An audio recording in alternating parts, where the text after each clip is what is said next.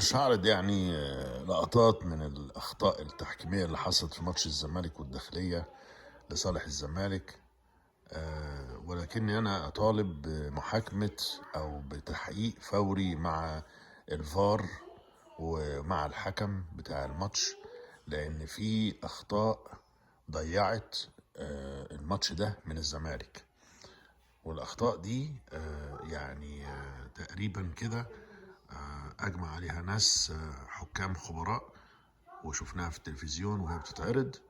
وبالأخص الهدف اللي دخلته الداخلية الوحيد ان هو كان اوفسايد، مش يتحسب ان هو جون. فيا اما تحقيق يا اما اعادة الماتش، يعني يا اما تحقيق مع الفار والحكم يا اما اعادة الماتش.